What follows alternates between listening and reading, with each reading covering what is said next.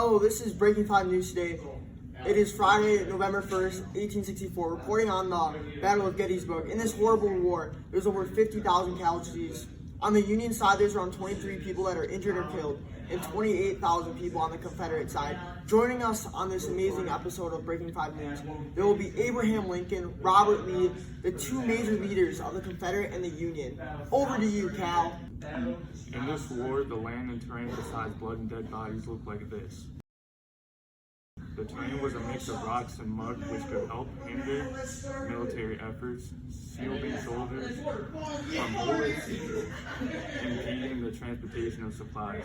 There are useful vantage points of high hills and ridges, as seen in this picture. Now let's get a word from Lincoln. Hi. From my standpoint, this battle was clearly an easy win. I mean, we are fighting on the terrain of Gettysburg, Pennsylvania, which was a home field advantage, and it was an easy battle for the Union. Through about what Abe is saying and how will you come back? We will have to get back in Sharpsburg, Maryland, and this war is a big loss, but we will have to try something else to get this win. What are some of the supplies you guys used in the war to come out on top? Glad you asked. We used supplies such as beans, bullets, blankets, bread, and rice. We used over 250 total tons of bullets and an estimated 42,000 sheep for our blankets for soldiers. We used weapons like cannons, rifles, and muskets. A lot of ammunition between the two sides. 7 million rounds were used, which is 250 tons of bullets, which is like the weight of 71 elephants. Isn't that a lot of weight? In battle, I heard statistics show that you use 100 rounds just to cause one fatality. Am I right?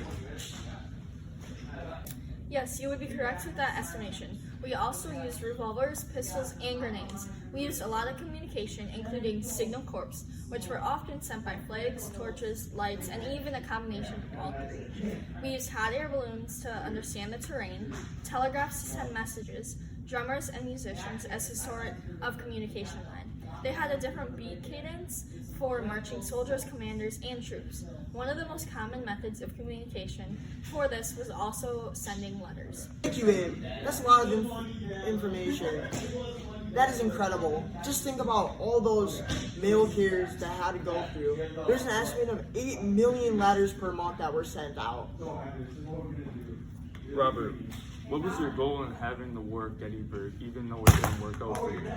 Well then, Mr. Reporter, the main goal was to invade the North and get the war over as quickly as possible.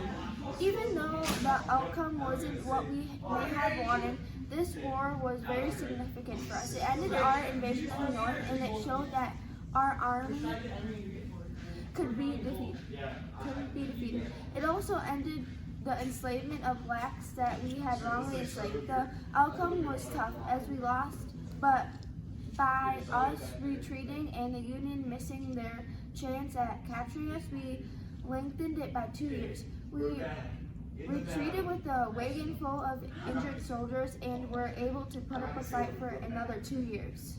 Do you agree with Robert, or do you have a different opinion on the situation? Thank you for asking. I agree with Robert. Even though they lost, they put up a really good fight. The significance of the battle for me is that it showed others that we could come back and win. We were always known as the Union that couldn't win, and the Union that was an easy fight. This battle proved that we don't give up, and we aren't just an easy win. The significance for us was a little bit different than the Confederacy. Could either of you explain some more in depth of the war? Like, what are the events, like what happened, to get a better understanding of the Gettysburg War? Better yet, here's a demonstration of the events that just happened. Caught it. On this day, July 1st to 3rd, 1863, the Confederate flank beat. Grenade! Well done. Okay. Well done.